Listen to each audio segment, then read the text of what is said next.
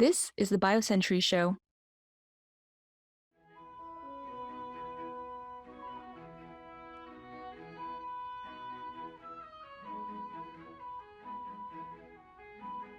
Brought to you by BioCentury Grand Rounds, returning in 2025 to Chicago, Illinois this June and in Cambridge, UK this September.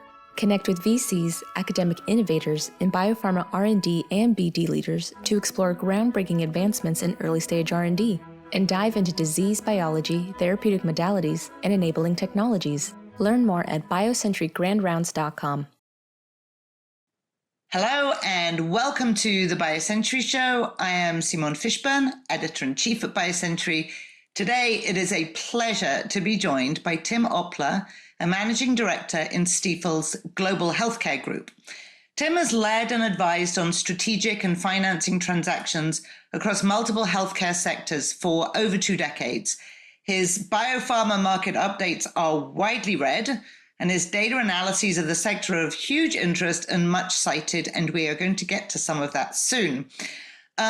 Before jumping in with both feet into, what am I going to call this, Tim? The dark side or the light side of banking? The light side. The light side of our industry and banking. Tim was a professor in the finance department at Ohio State University. And as we discussed previously, he is an economist by training with a PhD in economics and philosophy from UCLA. I expect that will feed into his answers, which are incredibly interesting when he goes down this road. So I want to start by talking about some of the broader issues in the sector, Tim, FDA, financing in China, and then we will dig in a little bit deeper into some of the areas of innovation that you're particularly interested in. And I am going to start with FDA, first of all, because there's been a lot of concern about how FDA is going to operate, in part due to the cuts, and in part due to the priorities and views of HHS Secretary RFK Jr., Robert F. Kennedy Jr. Your last market update was fairly bullish about FDA. So tell us what you're looking at and what the principal signals are. I mean, the way I put it is the first foot that the Trump administration led with FDA was frankly a bit on the offensive side. So you think about it, a lot of physicians choose to work for the FDA. There's over 1,000 physicians that are reviewers at the FDA or in management. And they started getting these emails from the Trump administration asking them to list their 5 accomplishments of the week. Could you imagine if any of us got such an email? And so, that didn't necessarily go well. And then these guys that the FDAers called Doge bros started showing up who were not themselves doctors, who were sort of asking people like, what do you guys do? What's going on? And then the next thing that happened is that there were a bunch of headcount cuts that were announced. So that was not a good foot. And it wasn't surprising to see a lot of really good people leave, such as Peter Marks. So why am I optimistic about what's going on? After these Doge guys left, then we got a reasonably solid FDA commissioner appointed, Martin Makary. He's a surgeon from Johns Hopkins. Yes, if you read his books, he's, a bit oppositional, pointing out that, sometimes we don't listen to others that are protesting. Well, I don't think that's an unhealthy view that Makary has. He has immediately gotten to work to sit down and speak with all of the key players at the FDA and management sort of saying, hey, did we break anything? Is there anything we can do better? And I think people at the agency, according to my friends there, have really calmed down. That doesn't mean that there aren't holes here and there, of course. In addition to that, I think quite interestingly, over the weekend, the FDA has gone out and said to biotech CEOs, please reach out to us. We'd love to hear your views. And so, can you remember this happening under Caleb? I do not remember such outreach and such great communication from the agency. In addition to that, what the agency has said very clearly is that we would like to rush through or speed up the approvals for drugs that meet major unmet needs where there is a clear evidence of efficacy, particularly for very rare diseases. And so what we've seen happen in the last, say, 5 or 6 weeks is that the FDA has indeed approved a number of drugs, but also if you read through press releases from various companies, type A, type B, type C meetings, you can see that the FDA is being reasonably flexible on letting companies go through. So an example that I particularly think is quite interesting is Cabaletta. Cabaletta is an important company developing new drugs using CAR T technology for a very tough disease, which is myositis. So this is autoimmune disease of the muscles. The FDA has basically said to Cabaletta, run 2 15-patient phase 2s, whatever you want to call them. If you hit on those, in other words, you have really strong results, as they've already had, then we will consider this drug for approval. They still need to have a safety database that looks reasonable, but I would say that's an example of what this new FDA means. So if anything, I view the FDA as fundamentally friendly to biotech. And yes, of course, there have been some potholes pounded away by those Doge guys, but I think we will get through that. So that's really, I'm sure, great for our audience to hear. I think there has been some concern over how industry friendly it would be. I do want to say on behalf of former commissioners, I know that Scott Gottlieb had a very good relationship with industry and certainly had a good communications policy. So I just want to put that out there. But I wanted also... And point well taken. Understood. Yes. You know, but only in the name of fairness, do I want to say that. I do want to dig down a little bit into the cell and gene therapy with Vinay Prasad taking over at CBER.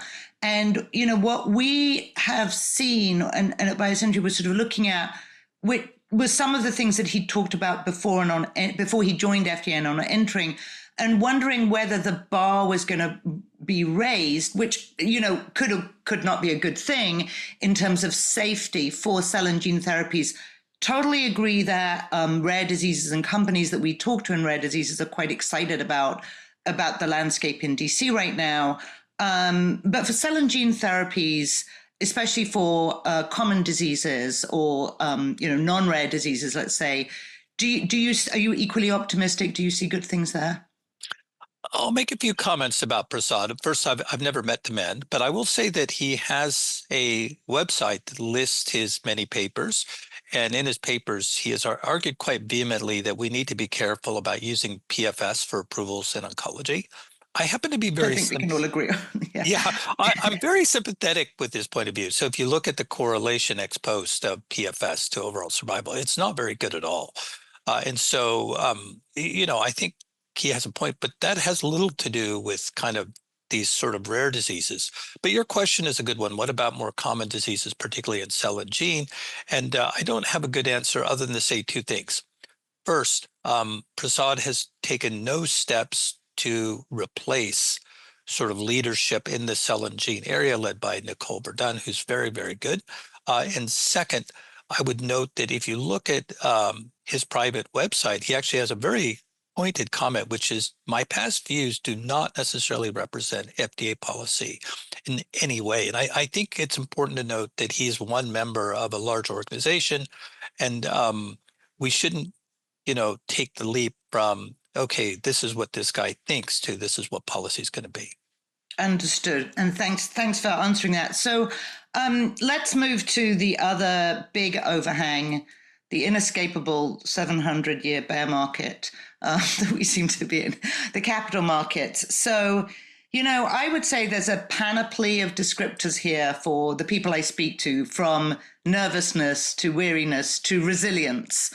What is your outlook? And again, what are the signs within the markets that you think company CEOs should be looking at? I mean, it's a great question, and I wish I had, really crisp answer. What I will say is, if you look at past bear markets, there's really only one that looks and feels a little bit like this, which is the 2001 bubble. So when, that 2001 bubble burst, basically the markets were really quite lousy up through like 2005, 2006. And even when they recovered, the market was fundamentally different. In other words, it never went back to the heyday of 2000, where human genome sciences was trading for, many billions. It really didn't go back until the pandemic period. And so these brief periods of ebullience are unusual in our sector. So a few comments on sort of what's going on and what my own views are. And it's, I'm a banker at Stifel, which is, a very fine shop. A couple things.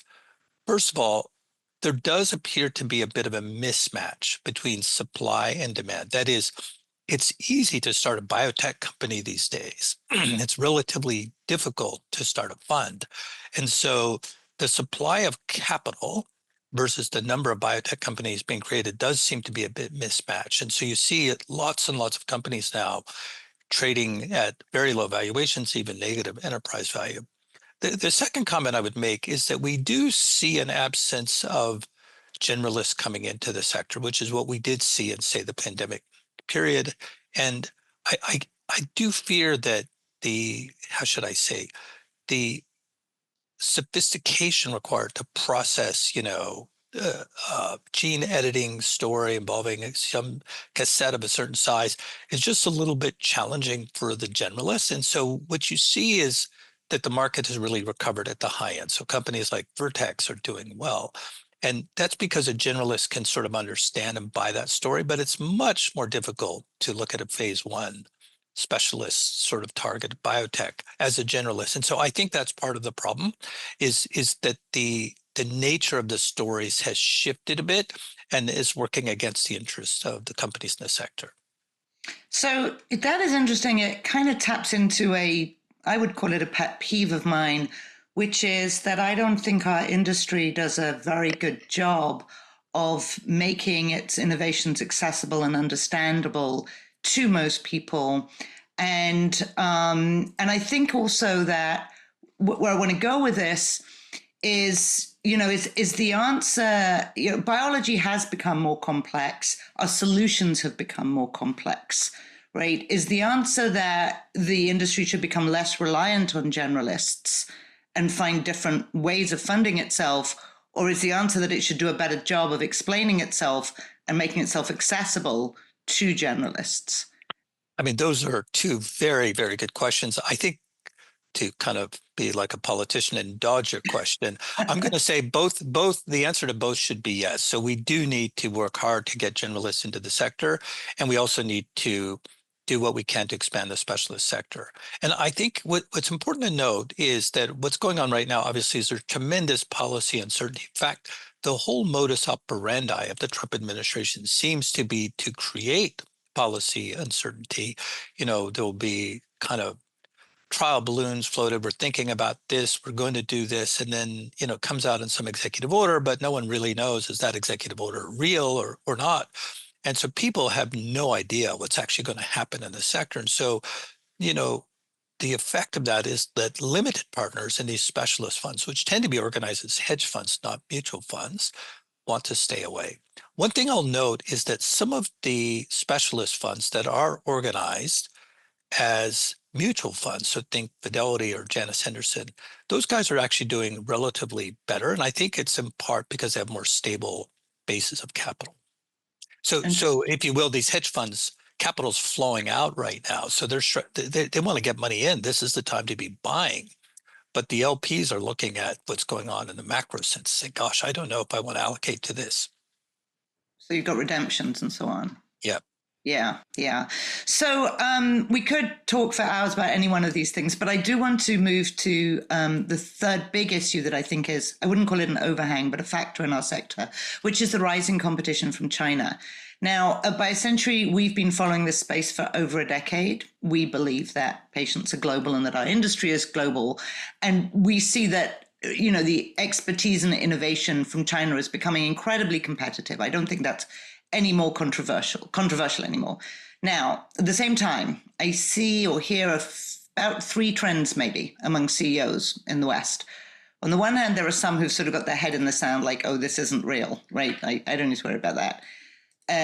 The others, there's a certain amount of fear about it, fear of a new source of competition, I suppose. And then a third is a certain number of biotechs, and we'll be writing about this soon, who are partnering with China companies to access the innovation, who are sort of leaning in, you could say. Now, you put out a note recently saying that about a third of pharma deals involved China-sourced assets. That caused quite a stir, okay? So break that down for us. What's in the data and what's in the response, and how do you see this space unfolding? I mean, it was very striking, right? Almost 40% of pharma deals last year were China source assets. And I suspect when we see the final numbers this year, particularly with that recent Pfizer VEGF PD-1 deal, the numbers might be even higher. So, I mean, partly what's going on is that later stage, let's say high quality assets in the US tend not to be available to pharma. So you can find kind of a similar, let's just call it good asset in China. So it's not that, pharma prefers Chinese assets or anything like that. It's just the quality that they're able to access is there. And one of the reasons for that is China's domestic biotech market is not as strong. And because of that, there's, I think, an interest in out licensing that is less present in the US, where we have at least historically had a very strong biotech market. So do you think that this current trend is because China's got its own capital markets limitations, and so they need to access this capital from the West? I guess what I'm asking, whether you think it's transient or whether you think that there's going to continue to be sort of like an innovation engine for the West. I mean, I think there's no question China's going to continue to be an innovation engine. And the thing is, China is investing more. They've actually had a very nice recovery this year in their markets. And so they have capital at the very moment we do not. And, it is unfortunate that the Trump administration got elected at this particular moment and decided to undertake policies that are not necessarily helping US and European biotech. Yeah, and we have seen signs of life in the Hong Kong exchange with biotech IPOs, a couple recently. Yeah. We're going to go to a break now, and when we come back, we're going to dig into some of your specific areas of interest.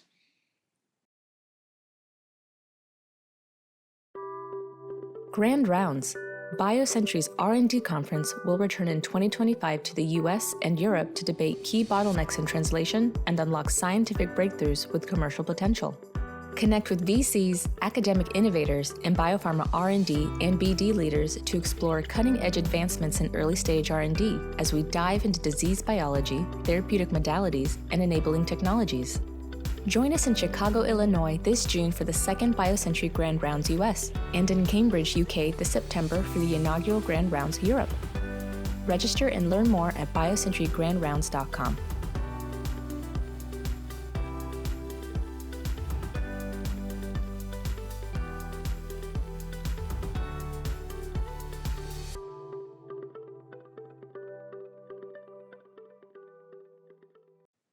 We are back at the BioCentury Show with Stifel's Tim Opler.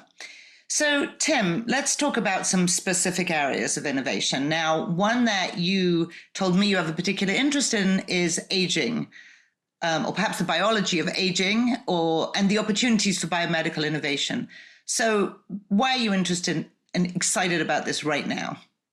I mean, I think it's fair to say that, there's the old saying that only bad men and British explorers are found out in the midday sun.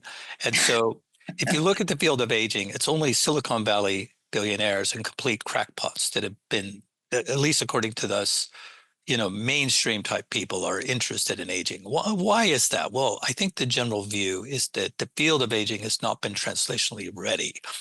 My perspective is that it is becoming translationally ready. And specifically, we understand the biology of why people die much better than we did, say, a decade ago. And in addition to that, there's quite a few translational opportunities that are available. And, I think the big tough question is, can you actually test the theory of aging? And I do think that there's been a lot of really good work done on how one might actually go about that. So I view the field of aging as sort of like the field of obesity, say 15, 20 years ago.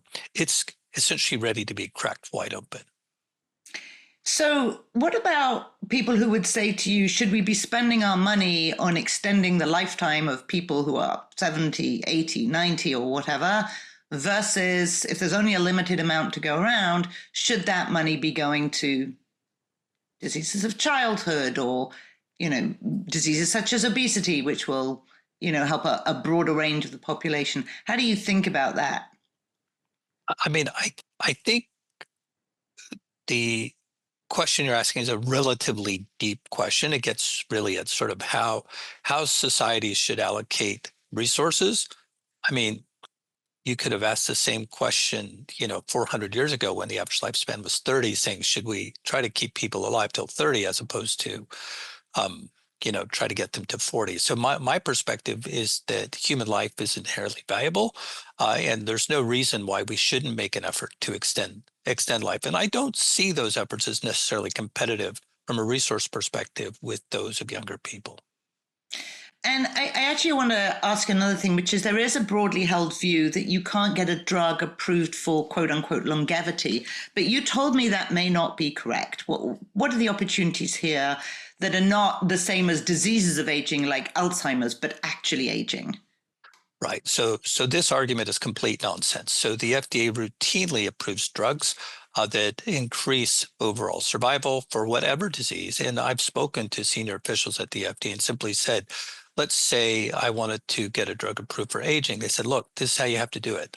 Just make a composite endpoint, 6 causes of death from different types of disease, and make overall survival your endpoint, and we will let that go through.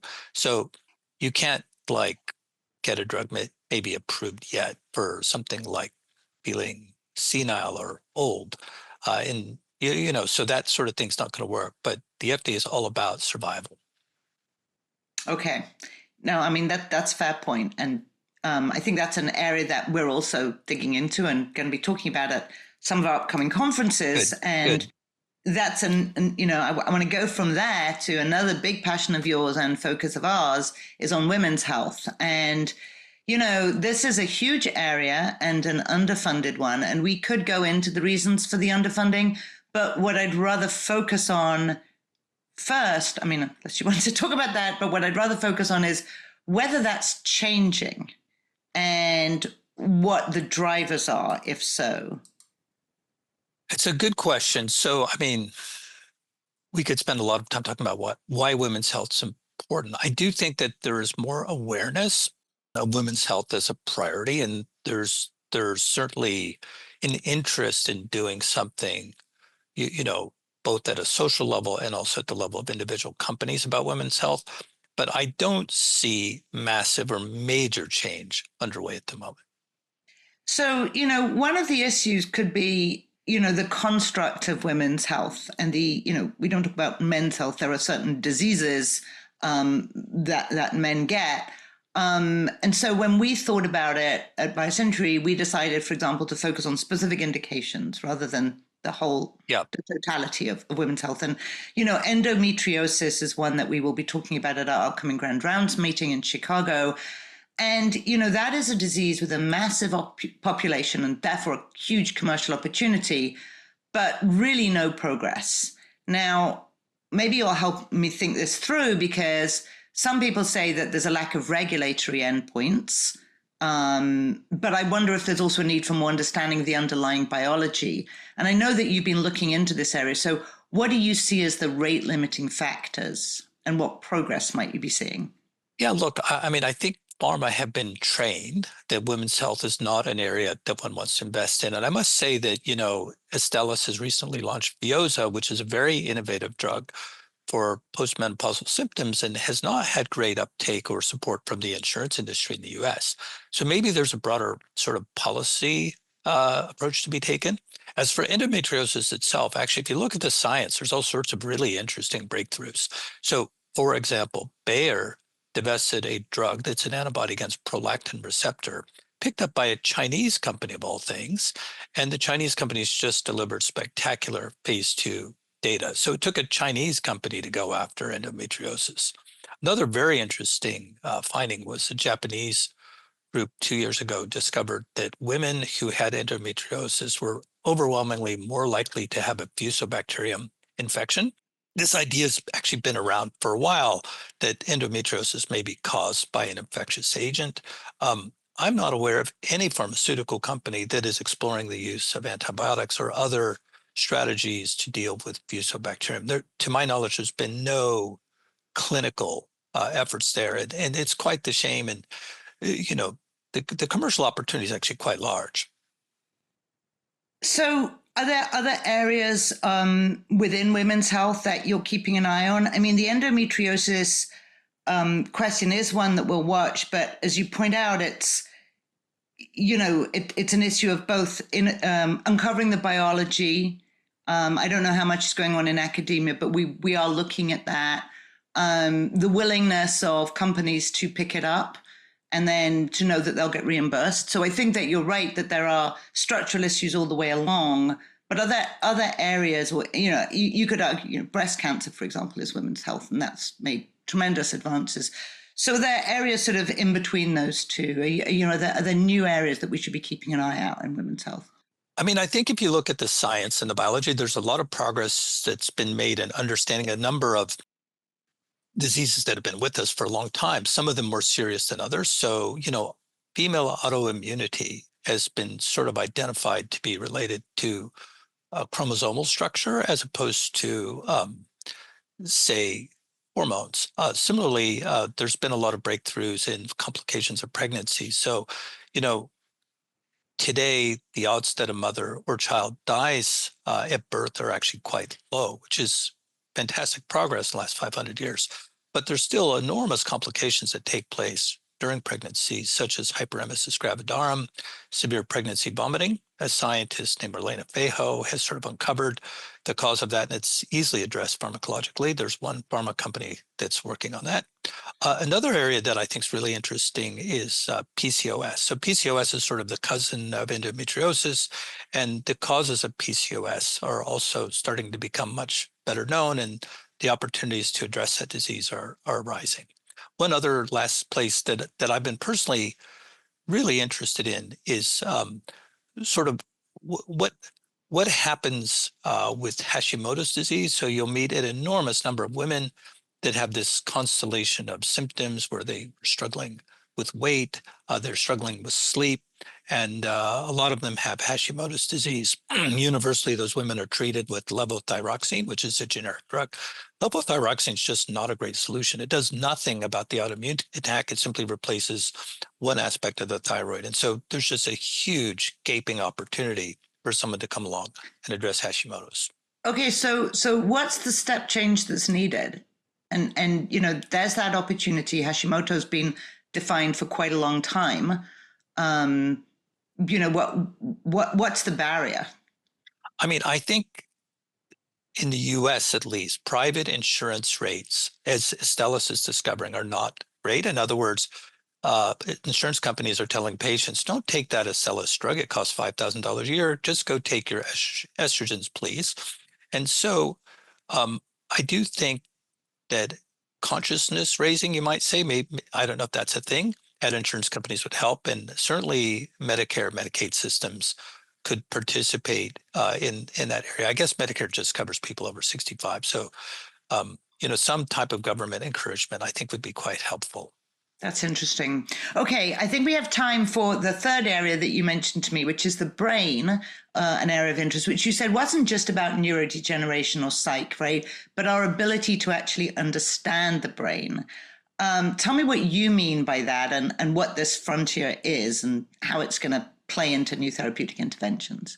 I mean, everything about us as humans begins with the brain, right? So if you look at the history of our understanding of the brain, it's quite primitive. So unlike, say, something like the heart, where you can dissect the heart and really understand it, kind of figuring out what's going on in the brain is much more difficult. It is, in some level, a computational machine, not unlike a computer. And so it's quite fascinating if you look at places like the Lichtman Lab at Harvard or some of the work being done at the Allen Institute for Brain Science. What we're seeing is much more granular examinations of the brain and also the actual structure of the brain just in the last 3 or 4 years. So to give an example, one study that came out of the Lichtman Lab last year in Nature looked at how many neurons and how many connections, what they call the connectome, are in 1 square cubic millimeter, of the human brain. It turns out that there are billions. Well, if you look at the size of the brain, that means that there's over 500 billion connections in the human brain. And so just understanding kind of like that basic topology, I think, is a very important starting point. Maybe to illustrate, Elon Musk has recently started a company called Neuralink that inserts 1,000 wires into your brain, collects electronic signals from those wires. Those go into this transponder thing, and then they go into the computer to analyze and then send signals back. Well, if there's 500 billion connections, like 1,000 wires is woefully underpowered, right?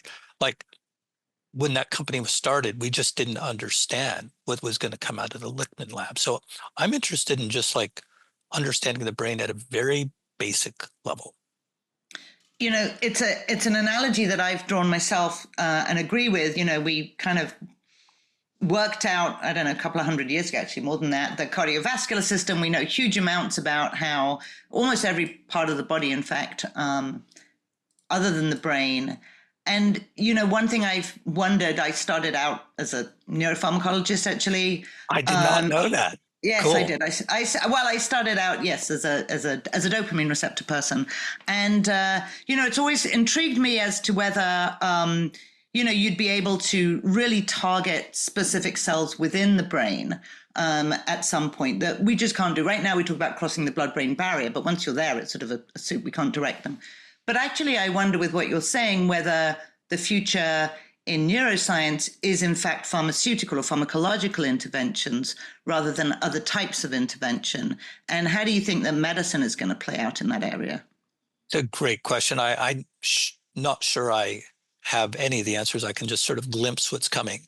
But I will say that this field of bioelectronics, where you can essentially get an electrical impulse to a specific part of the brain, is very likely to be quite important. And there's some super exciting companies there. They're called BCI companies. So that area is really interesting. I will say this, that just this year, there was a very nice paper published on what's called the fruit fly connectome, actually all the connections in the fruit fly's brain. And it turns out to be bloody large. And when you really like look at that and start to say, okay, now we have a wiring diagram for how the fruit fly's brain actually works, then you can start to figure out the function. In other words, you know, you're staring at the computer, you now have the wiring diagram. That doesn't mean that you know how the operating system works. So we're just beginning to crack open these things. But when we have the operating system sort of figured out, then what question you're asking becomes very, very interesting, which is, okay, now we know it's, you know, neuron number 1,284,000,000, whatever. And then like, okay, well, how do we get to that? And that becomes a technical question. Right. Well, we are out of time, I'm afraid, but this is obviously an incredibly interesting conversation. I hope we'll be able to continue it in this or another forum. Thank you so much for joining us. And Simone, thank you so much for having me. It's a pleasure to be with all of you.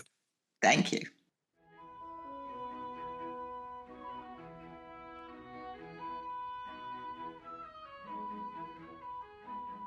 Brought to you by BioCentury Grand Rounds, returning in 2025 to Chicago, Illinois this June and in Cambridge, UK this September. Connect with VCs, academic innovators, and biopharma R&D and BD leaders to explore groundbreaking advancements in early-stage R&D and dive into disease biology, therapeutic modalities, and enabling technologies. Learn more at biocenturygrandrounds.com.